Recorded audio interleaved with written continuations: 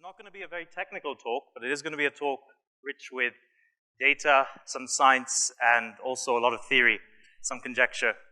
The power of intuition in data science and why, at least I believe, it will always have a role. But let's debate that. A quick introduction to myself and Chandani that have been working on this piece. We've come to data science from actually quite a few different disciplines. Chandani was an engineer who spent many years in trading and then developed her toolkit in data science, and she's currently the founder of a startup called Aquan. Myself, my background's actually in economics and in the philosophy of economics. Before I spent many years in consulting in the field of advanced analytics, working across actually 8 sectors of the economy. And today I work with Imobi, a major ad tech player in India, and I lead the team in Bangalore, the data sciences and machine learning teams. Cool. So, what started us on this inquiry? It was actually a bit of a spark of inspiration from a friend of mine who said this to me. This friend, he is a professor of economics at NYU, and I met him 3 or 4 months ago. And I tried to ask him, so what is it about, how were you so successful? How, at just 30 years of age, you achieved tenure so young? And this is what he said to me. He said, well, the thing is, my research, I've realized, has been well received, not because of my abilities with mathematics. In fact, he's the kind of guy who, he didn't actually know what even a normal distribution was when he started his PhD program. But he says because of his ability to spot interesting questions and then investigate them further. And that's what got us thinking, what is this ability? What is this spotting interesting questions? So what we're going to take you through today is we're going to give you an interpretation of what intuition is. A lot of us have very different ideas. We're going to try to put 3 definitions on the table. In each of those definitions, we're going to argue what it means, why it's relevant to data science, how it applies to data science, and we're going to give you a few tips for how it affects your life as a data scientist, how it should change your behavior if you believe in this concept of intuition. And lastly, we also want to put out a theory of how we believe the understanding of intuition will inform future work in ML and AI. Some people might say that, look, forget intuition, let's just build better models and just be done with it. That's not the point. That's missing the point. We have to think of intuition as a tool in our toolkit to be better data scientists, something that's going to enhance our ability with data. And here's the big thesis we actually want to put out there. One is that as you try to understand the world, you try to understand different processes. You've got access to data and experiments, A/B testing, randomized controlled trials. What we believe is with intuition understanding, together with both these elements, is when you'll develop system views of what you're trying to understand, the full system of what's going on. And only when you understand the system, the causes, the consequences, are you able to think about alternative possibilities, what's called counterfactuals. Imagine different triggers, different interventions to understand how the system will behave. Alternative possibilities lead to something else. But the thing with AI, if you look at all the work, all the progress we've made in AI, the things that we do well today, we can anticipate and predict. We've got very sophisticated supervised learning, deep learning algorithms. We can recognize and associate. We can label, speech recognition, image recognition. We can optimize and evolve. We have good reinforcement learning systems emerging in this field of evolutionary algorithms. And increasingly, we're talking about being able to generalize, right, the work of DeepMind, artificial general intelligence. But something for us is missing, and that's how do you get machines to imagine, to think about new possibilities, to actually develop hypotheses themselves. And it's only, we believe, when you have all these 5 elements that you truly will have what we can call artificial intelligence. So our thesis is that, and what we want to argue today, is that it's the system view that ultimately enables you to do imagination, and we have to teach machines to be able to do just that. Now, looking at just how people historically have treated intuition, I really like this quote from Nikola Tesla. He said, "Instinct is something which transcends knowledge. We have undoubtedly certain finer fibers that enable us to perceive truth when logical deduction or any other willful effort of the brain is futile." And not just Tesla, there's enough quotes from other great thinkers, especially Einstein, who had this same instinct that there was something deeper in how the human mind worked that went beyond formalization of the mathematics. But then at the same time, there's been a more recent trend, and some of you will be rolling in your seats saying, no, but what about Daniel Kahneman? right? Thinking Fast, Thinking Slow, 4 or 5 years ago, who told us expert intuition works less often than we think. In fact, someone's confidence in their intuition is not a good indicator of whether their hypothesis or their view of the world is valid. And increasingly, right, with the explosion of big data, with analytics, we see these kinds of views, which I picked up from an Intel executive who says, actually, the methods, practices of intuition are redundant now. We have data. Let's just use data to tell us what the answer is, the way the world works, the way the systems are working. So how do you reconcile, right, both of these very different viewpoints? Well, let's have a look at what we all thought. We sent out this survey a couple of days ago. Unfortunately, 100 of you in this room, I'm hoping, had a chance to get back. And the survey was, is there a sixth elephant in the room? Let's see what we thought. The first thing is, we asked, can you remember a time when you used a hunch or your feeling of the underlying problem to better understand what you were doing with your model? And I was happy to see that actually the vast majority of us agree that we've done this at least once or more, that we've been guided by our instinct, our hunch. But then, when we asked, so give us 3 words to describe what you think intuition means, we saw a smattering of very different responses. This is the word cloud. And actually, I said there were 100 of you that responded at least 3 times, and there was such a diversity of responses that even in the word cloud, there's just a handful of words that were frequent. But we still see words like data coming up, right? When you're thinking about intuition. We still see words like common sense. We see words like bias. So not everyone was aligned in really what intuition means to us and how to use it. And when we asked this provocative question, we said, when your results clash with your intuition, what do you do? The vast majority of us, 2/3 of us, say, I'll scrutinize my results, yes, but if the results hold, the results hold. Now, frankly, me personally, I would have been in the green bucket. I would have actually said, I would have a deep discomfort for a long time until I was able to reconcile what the data is telling me and what my intuition was telling me. But only a third of us say we're actually in that bucket. So we have different views. And if I was to ask you, hey, what are the characteristics of intuition? We might say things like, it's instantaneous. We might say things like, it's spontaneous. You can't explain where it comes from. We might say, it's beyond logic. It's not logical, it's not logical, and it's not non-logical. We might say, it's about having a holistic hunch, just an immediate holistic hunch. But the problem with all these views, right, it doesn't really explain what it is for us and what its impact can be. So we want to propose this 3-level hierarchy to understanding intuition. The first point is intuition as having judgment. Second, intuition is being able to see the causes and consequences in what you're trying to understand. And lastly, the kicker, intuition is seeing the system view as a whole, appreciating the full system. Now, one caveat just before I get started. There's also another view of intuition that my colleague Varun alerted me to. And I saw it a lot in the talks over the last few days. There's a notion of intuition when you're trying to understand how an algorithm works, the mathematical intuition of what's happening. That's not what we're talking about, to be clear.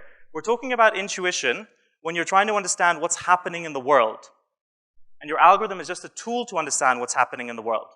So we're talking about stuff that happens out there, whether a business problem, a social problem, whatever it may be. Let's take one of these and explore them further. So I really like this quote by Benno Mandelbrot, a famous polymath and mathematician. He said, intuition is not something that's been God-given to me. It's not the whisperings of a goddess, to borrow a phrase from my friend Farhad. It's something I've trained. It's something that I've trained to be able to understand obvious shapes which were initially rejected as absurd. What does this training mean? About a year ago, I was having a conversation with Prithvi, he's the chief risk officer at a growing Indian startup called Incred. He's someone who actually spent a long time training me a few years ago in advanced analytics. And Prithvi is someone who spent years in the world of credit assessing. 5 or 6 years at Capital One and also 5 or 6 years at McKinsey with the financial practice. And Prithvi said to me that as he's building algorithms to do credit assessing, to decide whether someone should receive a loan or not, what he finds is that no matter what he does, he still can't quite get the same performance that people in the cities and towns of India that played this role of credit assessors are able to do. People that go face-to-face with someone and do the credit assessment and use their internal instinct to decide whether someone deserves credit or not. And he found this a genuine challenge to build models that could truly replicate that. He said that from years of experience, what they developed in their mind was just not something he can easily replicate. This thread of thinking of intuition like this actually goes a long way back, as far back as the 1940s, where Herbert Simon, a Nobel Prize-winning economist, started looking at intuition and said it's a way of codifying simple analyses that get frozen into habit in the person. So let's try to sketch a definition. If I was to try to describe it, these are the words I would use. I'd say in this case, it's deciding between different alternatives, evaluation of decisions based on alternatives. It's something that with talent and experience, even a beginner can become an expert who sees without needing to rely on rules or historical cases. And it's also something that we can't always articulate. It's a feeling in the gut, and it's a literal feeling in the gut, which I'll explain in just a second. I think of it as it's when people have become a trained black box algorithm themselves in doing some kind of decision-making, typically from years of experience. And then there's good work by Gary Klein in this book that was written in the late 90s, Sources of Truth. Building on this, people have done research in different professions. We've seen that there's evidence that hedge fund managers rely on this notion of intuition, nurses, midwives, even the Marine Corps, the US Marine Corps, hires for people that have intuition.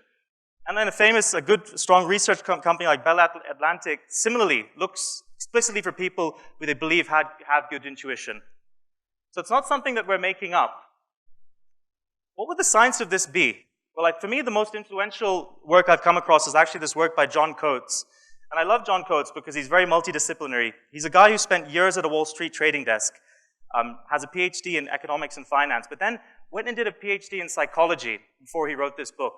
And what he explained was that what's actually happening here is that in addition to our conscious brain, our conscious processing, we all have a pre-attention processing system. Now, this system is not driven by the brain because the brain only has limited capacity. The conscious brain only has limited capacity for what it can process, despite all the rich sensory information we receive daily. He said what's happening is there's actually a brain of the gut. There's a brain that's driven by the endocrine system, by the flush of hormones that we receive. And learning is actually also encoded from those flush of hormones and from those experiences that we have. It's not just conscious learning. He explained this intuitive knowledge that we feel, that we get, actually has genuine physiological phenomena, somatic charges, meaning somatic is something experienced by the body. I said that literal feeling of the gut. Or affective charges, emotions. But those are actual genuine guides, compasses that are telling us what to do, how to behave, based on genuine historical work, historical experience that we might have had. How does this apply as a data scientist? Our 3 tips. One is when you're trying to solve a new problem or process, get into it, experience it yourself. If you're doing credit assessment, go see what it's like when someone is being a credit assessor. Study and learn from the people who are the trained human algorithms. What are they thinking about? It's a way for you to generate ideas on features or new data that you can collect, if you can push them to understand what they're thinking about. And then when someone comes to you and says, no, it's my intuition why I'm deciding this, right? Maybe it's a very adamant product manager, maybe it's someone from business. I only trust them when I'm convinced that they've actually genuinely had time to develop such intuition, meaning that I know that they've seen and experienced a lot of data that's relevant to the problem in their career. And to share with you one example, an example from Arpin from our team, who started working on creatives to about last quarter, it was, a few months ago. And creatives are those advertising images that we all see when advertising is put to us. And what Arpin did, the first thing he did, right, before reading any papers, he spent time with the creative artists to make creatives. He spent a good solid 2 weeks just sitting next to them, shadowing them, understanding what they were doing, interviewing them. He must have interviewed about 10 of them and built an idea of what actually is going on when they're making creatives. How do they see and understand creatives? And he put out a report that he took our whole team through for a couple of hours explaining what was going on before he even started on building algorithms to address the problem. There's an image of Jurassic Park because we spend a lot of time actually looking at Jurassic Park creatives for some reason. It was that time of year when the movie was coming out. So that's how I remember this example best. It can break down. This is not foolproof because you do need a high level of expertise, there's no doubt. Kahneman says Look for disciplined intuition when someone has had immediacy of feedback, the quality of feedback has been good, and we know there's been regularity in the process that supported their human intuition. And there are issues like cognitive biases that do happen among people, and if you've read Thinking Fast, Thinking Slow, you'll be familiar with all of this. And some people will also say a lot of the data and research I shared suffers from selection bias, potentially. It's very hard to really prove one way or the other. But I would stay a healthy skeptic for that reason. Let's look at a more challenging interpretation, seeing causes and consequences. And this quote by the computer scientist Judea Pearl strikes me. And he says, now he only looks at causal relationships as fundamental building blocks. He doesn't look at probabilistic relationships. He thinks of them as surface phenomena.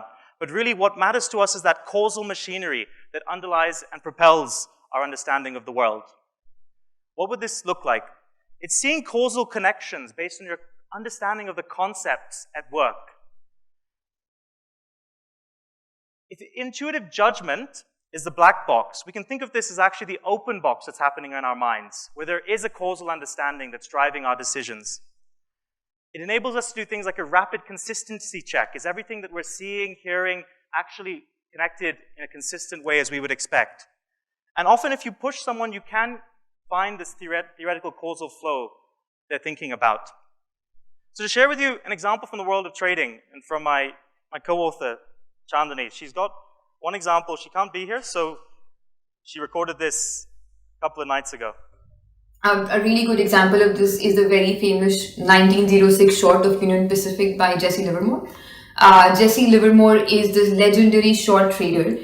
He was on a vacation in Atlantic City in 1906, and he just casually happened to visit a brokerage house, saw the stock Union Pacific on the ticker tape, and just shorted it on a hunch. Union Pacific was one of the most bullish stocks at the time. It was such a random trade that even the broker was surprised. Are you sure? Do you want to sell? Did you mean buy?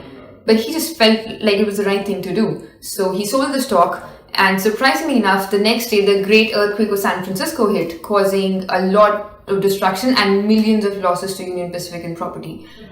Actually, he cut his vacation short and came back to New York, and the stock still held strong. But after a few days, when the news of how much destruction happened in New York City, the stock finally started falling. He held on to his position, and he finally exited almost close to the low, making $300,000 in a week. It's a lot of money now, but back then it was sure a lot of money. He obviously could not have known that the earthquake is going to hit the city, but when he reanalyzed his trade later, he felt like what had sort of formed his intuition was this feeling at the back of his mind saying, in a bull market, what happens to an overbought stock when there's unexpected bad news overnight and there are no buyers? Some of you might say that intuition of an earthquake, is that what we're talking about? And the answer is no. The point is not that he saw the earthquake coming. That's not the point. The point is he understood the system implicitly, the causal process that would have happened if a bad shock happened. And he said that there is a bull market, and there's such a big bull market that if a bad shock happens, I know things are going to switch all of a sudden. And it's that causal understanding that drove the decision, not that he saw the earthquake coming. That's missing the point. An example from our own work at Imobi, in actually just the last month, Kunal from our team, who works in e-commerce and predicting whether people will transact. A proposal was put out there for a new model that was intended to learn from people's historical behavior, certain events in people's historical behavior, in order to predict whether they would do a certain transaction. And in the proposal, point of view was made that we can actually junk a lot of that historical data. It's just not worth logging, it's not worth the storage cost, because it will not affect subsequent transactions. I can't go into all the details, but just to paint the picture of what was happening there. And Kunal had a very strong knee-jerk reaction to it. And he genuinely believed some of those signals in that historical data in those events were going to affect subsequent transactions. And he could have just let it be and said, I'll just accept the proposal and just get on and build my model. But he was fundamentally uncomfortable with it.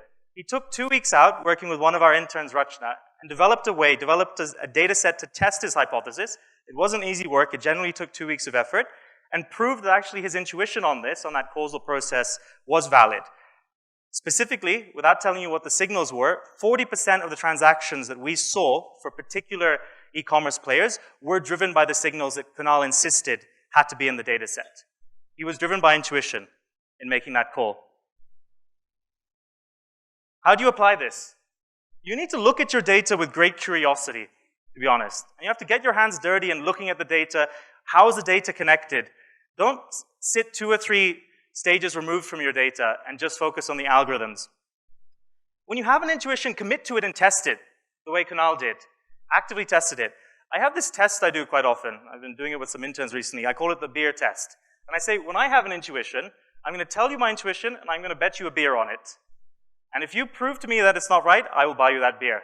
And there's lots of beers here because I get it wrong a lot of the time, I have to confess. But I allow myself to test my intuitions, which only strengthens them over time. If you find a surprise, something that you weren't expecting, you have to expect in order to have a surprise. But that's a signal for you to go deeper and probe what's going on. And we don't do this enough as data scientists. We need to keep asking, what are the causes? What are the causes? What are the causes for the results I'm seeing? If you're asking that with every result you're seeing, you will start to build a much better intuition of every problem that you're working on. There are objections. The famous correlation versus causality. We've all heard it 100 times. I will let it be, and Kahneman can have his day on that. Or you could say, hey, why do I need this? I'll just feature engineer, and that's what deep learning's for. Give it the data, and I'll just feature engineer. It's not always that simple. We saw in that example with Kunal that we had to decide whether we were going to collect the data. We had to make that decision before we could even do any feature engineering. And to make that decision, that has to be guided by intuition. Is it worth collecting the data? Is it worth storing the data? Is it worth logging the data? Those kinds of decisions often have to be guided by intuition. There's also a risk of people forming global impressions very quickly, which Kahneman talks about. And he says, the way to deal with this is sometimes delay your intuition. Don't jump to conclusions, but delay your understanding until you make a claim, until you put a hypothesis out there. The last piece of this puzzle actually aligns with my previous work in development economics. And this is a chart, very complex chart, I know, which I made about 8, 9 years ago. And I was trying to summarize the world of the methodologies applied in development economics. And I know you can't read the chart, but I believe there were 3 paradigms, the 3 edges of the triangle. On one is randomized control trials. In our world, we might call that A/B testing. On the bottom right is econometric modeling. In our world, that is actually data science. It's taking historical data that exists and finding statistical regularities in that data. But the third piece of every puzzle for me, every way of learning in the world, is what's in the bottom left here, which is theory, which is a view of the theory of how the system holds together, not informed by data, not informed by testing. And that leads me to this point on intuition as the system view. What does this mean? Quote by Ronald Coase. We all probably know Ronald Coase well from a quote that's often quoted in data science, which is about data science is torturing the data until it confesses. That's also a quote from Ronald Coase. But this one, he says that, faced between results and a theory, I would much always prefer having a theory, because a theory explains to me what's going on, how it works. And we asked us, right? We all answered, or 100 of us answered this question. Do we think theories and hypotheses are as important as data? I was very happy to see that the vast majority of us, nearly 80, 90% of us, do think so. So what does that mean for us? Well, one great example, I love this example, is we have discovered the secret of life. Watson and Crick, 1953. They walk into a pub in Cambridge. The pub was Eagle Pub. If you ever visit Cambridge, you have to visit that pub. And they announce this loudly. We've discovered the secret of life. What have they discovered? DNA. They discovered DNA. And you might say, hey, that was great empirical work. They discovered DNA through empirical methods. Not entirely true. 10 years earlier, in 1943, they were sitting in a set of lectures by Ernest Schrödinger, in Dublin. And what Ernest Schrödinger did was actually explain the concept of DNA from theory. He said, the laws of thermodynamics mean that we have to have some kind of consistent molecule that's stable in spite of the laws of thermodynamics. And he described that molecule as an aperiodic crystal. And it's this concept, and he fleshed out what he meant by an aperiodic crystal, but this concept that stuck in the minds of Watson and Crick. So they knew what they were looking for. So much so that in 1953, after they discovered DNA, they sent their paper to Ernest Schrödinger, and they said, we were inspired by you. So even at this example, they were led with a concept that came from theory. Let's sketch a definition. How would I think about this? Having a mental model, having representations of the world, of the system, of the processes that you're trying to solve. Ideally, it's self-enclosed and it's an exhaustive model of what you're trying to explain. I almost think of it as an internal simulator you've built in your mind for what's going on. And the more you experience a particular system, a set of processes, the stronger that internal simulator will become. What's the science of this? Vastly underdeveloped, hugely underdeveloped. Because if I was to ask this question of how does intuition drive imagination, which drives learning, we know very little about that. And I love this quote from Gary Marcus, a psychologist at NYU, who says, in all the ways that we've taught computers to learn, we still can't replicate this behavior by his 3 or 4-year-old child, who, when given a chair, will find 100 different ways to use that chair, which we've not taught her. We'll find 100 different uses just from understanding the concept of a chair. And the crux of this is that even our strongest learning algorithms today, deep learning or reinforcement learning, still do not even approximate the way a child learns. Don't get anywhere close. So what would a science of this field seek to achieve? And I really like this definition by Sridhar Madhavan, a paper he published this year. He says we need to develop an imagination science, a way of generating data, samples that are novel, different from the distribution that we might have in our training data. And this is what will address the issue of understanding the causal processes, enabling us to do causal reasoning. Back to this view that we suggested at the beginning, and hopefully it's starting to make sense. What we're saying is that if you want to develop that system view there, you can't just do it directly from the data or your experiments. It needs better understanding of the system, which is driven by your intuition. And with that understanding of the system, you're able to do counterfactuals. Imagine an alternative possibilities. Being able to imagine an alternative possibilities is actually a very rational process, a very systematic process that will give rise to imagination and a way of us coding how imagination can happen. And as we said, imagination is a big piece for us in what's missing in artificial intelligence. One step that I haven't had time to go through in detail is why alternative possibilities, counterfactuals, actually drive imagination and how that's actually a very rational process. If you're interested, there's an excellent piece of work by Ruth Byrne on the rational imagination. It was written many years ago now, but she made this argument very strongly. And I refer you to the book if you need to be proven otherwise. This view also aligns with what Judea Pearl, the Israeli computer scientist, is starting to describe as a causal hierarchy. That there's association, probability of y given x, finding correlation. That's intuition as judgment for us. There's intervention, probability of y given x happened, or z happened. That we definitely saw x happening. That's seeing the causes and consequences for us. And there's probability of y given an x prime or z prime that we haven't seen happen. We have no direct evidence that those things have happened. That for us is what imagination gives us, the ability to think through these counterfactuals. And that comes from what we said is a system view. And Judea Pearl has even gone as far as trying to articulate what a learning architecture would look like. I don't have time to go into details of this. I could refer you to the paper, which was just written a few months ago. But you'll see here that in this learning architecture, what's important is he has a role for assumptions. Assumptions is a simpler word for the concept of theory. And in his architecture, he explains that the theory has to be captured in graphical models. That's how we'll be able to codify this theory. But what I really want you to pay attention to is that he's saying that with an understanding of the theory and the data, we can actually develop this concept of fit indices, which is actually saying how well is our theory reflected in the data? How well is theory and data combining to tell the same story? And he talks about how to develop such methods. But I really believe that an imagination architecture will have a system like this. We still have to do the imagining, but you'll be able to test that the imagining is making sense in a learning system like this. And when we asked everyone, we said, hey, do you think intuition, or the role that it plays in your lives as data scientists, as data engineers, is it going to get replaced? Will a machine ever be able to do it?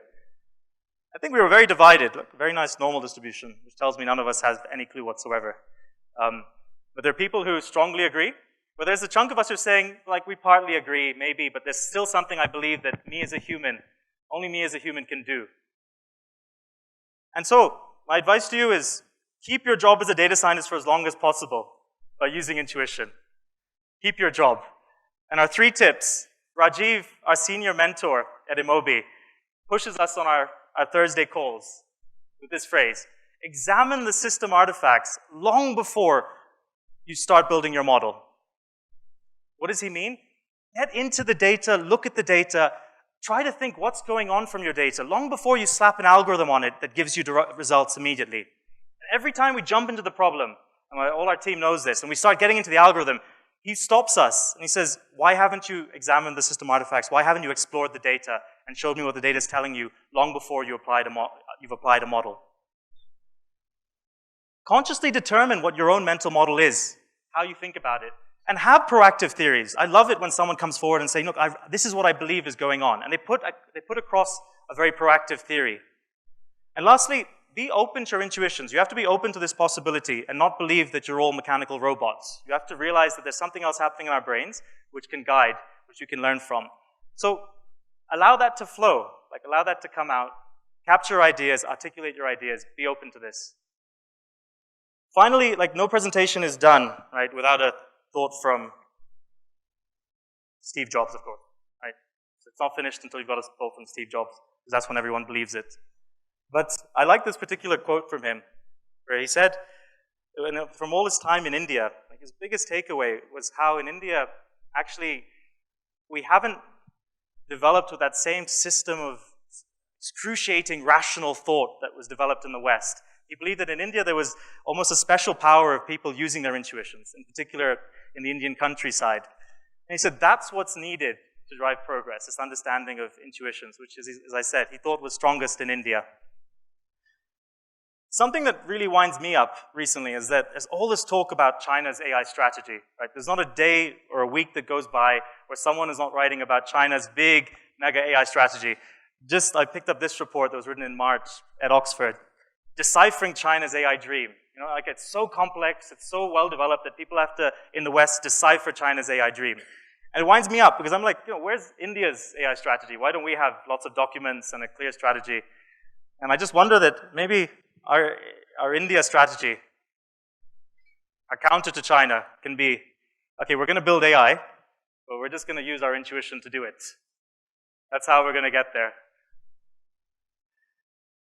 So, all I say is, I do think it's a superpower we have, and hopefully it's something we strongly have in India. So keep calm and keep intuiting. Thanks.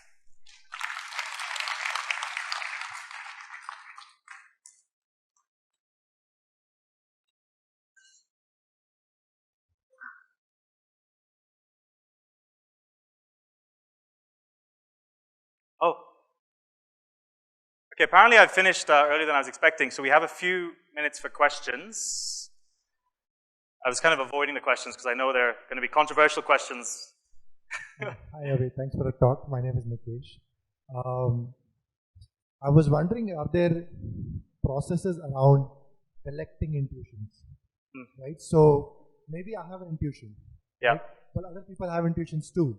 Yeah. Right? And have you seen kind of structured ways of thinking through that and kind of any examples of that? Yeah. I think it's a fair question. So just to repeat, if people didn't hear that, Nikesh's question was, hey, do we have any structured processes for actually collecting intuitions? To be honest, I mean, all we've suggested is tips, right? Heuristics or things that you can apply to do it. And it's just because this area as a science is not so well developed, and we don't really understand what's going on in the brain to get to this, that it's hard to say there's a structured process. So in all honesty, the best I can offer is like applying these tips of being open to it, like trying to push out proactive theories, pushing yourself, always asking what are the causes, what's going on, building a view is the best I can offer. And I mean, and it's best, like great scientists who push boundaries, Nobel Prize winning scientists, are actively the people who are doing this, who do this best. I take inspiration from them most. Any other questions? Oh, there's another question. Hi. Yeah. So,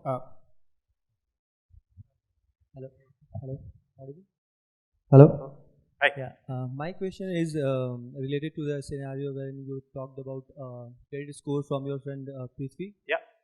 So, when you say that they are not able to achieve the same level of performance as done by the humans in that system, yeah, what do you think is the main element missing? Is it human bias?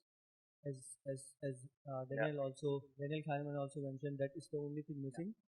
And if it is missing, how can we incorporate that limited amount of required bias into our model or data science solutions? And is this bias also refers to the fifth element which you are talking about? Yeah. So interesting question. So just to recap, if people didn't hear that, his question was, what's going on when a credit assessor, a human credit assessor, is making decisions? Is there a way of incorporating that in the algorithms? Or is it just bias that really actually should be ignored? So the first thing is, it's not bias because the results actually play out. When you actually look at these decisions made, they tend to be high quality decisions, and you can directly compare them to the decisions that algorithms are making. And often enough, people are making more higher quality decisions. What I think is going on, and it's my view, that people are picking up on a lot of non-verbal cues in someone's behavior, similarly to how a lot of us have an instinct on whether someone's telling the truth or not, even if we can't say why we know that. And there are all these non-verbal cues that we as people give away when we're interacting with another person, which implicitly is what a credit assessor is picking up. When a story is being highlighted, when data is being provided from someone being assessed, they're picking up on these additional non-verbal cues. Can an algorithm do that? Absolutely. We just have to be able to collect that data to the same extent that a human can collect it with sensory information. So intuition is having judgment. There's no doubt that algorithms will get there, but our intuition will help us decide, right, what are the features and how we have to learn for algorithms to be able to mimic that same level of performance. Cool. I think there was another question here. Yeah. Interesting point you mentioned about that one, about the assessors picking up different cues from what they're seeing the person in front of them. So there are a lot of instincts that are at play and which have gotten developed over millions of years of evolution, like survival instincts and fear and whatnot, things come into picture. Indians are going to beat it by intuition. That's actually, Indians are going to beat it by their habit of judging others. I don't know. That is one part. And second part was about, there is a divide about how people see intuition. So some people are supporting it, some people are against it. This is again going towards the personality types itself. So there is a factor about how a person reacts in their typical life. So if I am to refer to the MBTI types, there is a division on the intuitive types and the sensing types. A sensing type of person would be more inclined to take data as it is and take that as the truth, whereas an intuitive person would rely more on intuition. So I think when we take intuition, instead of taking it as a box of inputs or it being same for every person, we should try to also look at what variation in intuition itself is, right? So if we could model intuition itself instead of modeling a system per se, then that can act as an input to several other problems that we are trying to solve. Yeah, so I think you had four interesting questions there. Let me try to recall them and get them in order, at least. So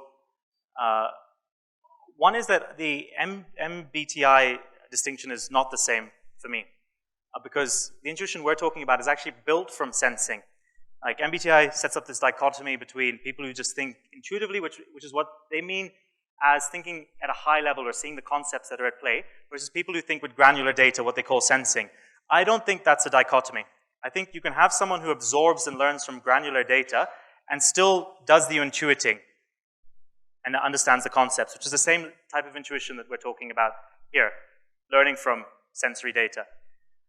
The second point you made on,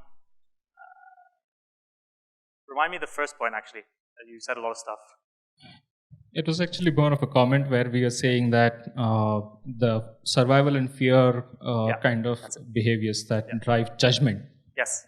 So I think, so you're absolutely right. I pointed this out. There are all sorts of cognitive biases that people have, and that will affect different interpretations of intuition, as we've laid out here. There's no doubt about that. Which is why I think you also have to be skeptical when you're learning from someone. And if you think that someone has not seen enough data, or there's too much risk of one of Kahneman's 20 cognitive biases at work, you're still aware of them, sensing them. If that's the case, then use your better judgment and don't learn from those cases. So I do think we have to be aware of them, but I can't think of anything else other than saying you have to understand them, look out for them, and filter for them if it's happening. And just remind me of your third point. Or hopefully I've answered enough. So the third point was about intuition itself is not just one entity. Like it's not the same for 10 experts in the same domain. It's there is a variance within that as well. So how about just trying to model what intuition itself is, and then it could be a problem about credit assessments, or it could be some other problem. Let's take that variance or that thing as an input to that model instead of looking that as a model in isolation. So I mean, I totally agree. And that was the third interpretation we had of intuition as a system view, because the experts on a given system are going to be different. Different systems will have different experts who better understand them. If we can codify how their understanding of the system and get an algorithm to tease that out, or even put it in directly, as in Pearl's case, as assumptions, I think that's the answer. So we still have to learn from those domain experts, and every case, every system we build, will build from different intuition. There's no doubt about that for me. If there's anything else, we'll take it offline. You had a lot of interesting ideas. Hi, Amit. Thanks for the talk.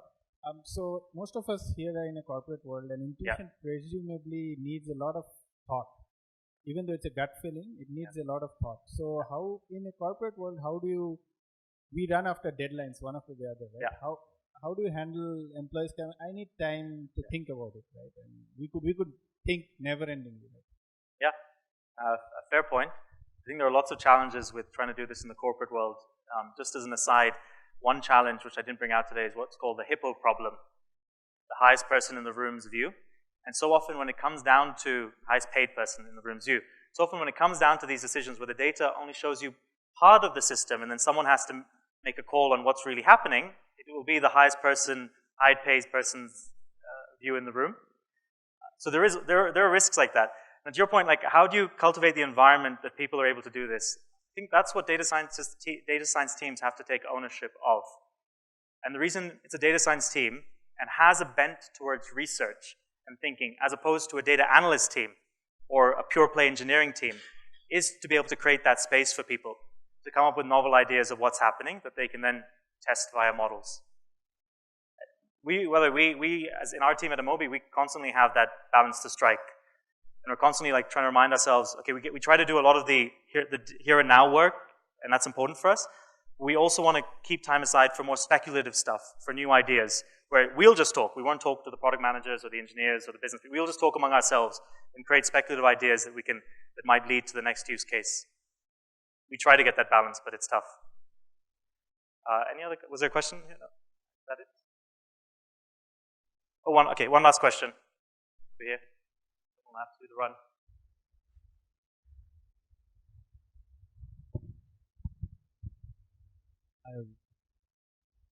Hi. Hi. Talk. My question is, so intuition is like vary from person to person. So my intuition might not be valid in the situation that I'm dealing with. So what's the trade-off that you see in terms of effort and time I should put so that my intuition also get tested, and also I don't miss on the new things that data might tell me? Yeah, absolutely. I think a lot of this was we try to get across in our tips. So one is, if you're coming new to a problem, accept you don't have intuition. You're not going to be the person that's going to see through the data and find relationships immediately.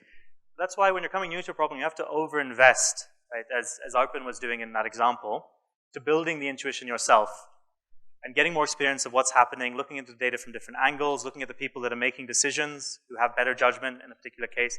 You have to over-invest in it up front.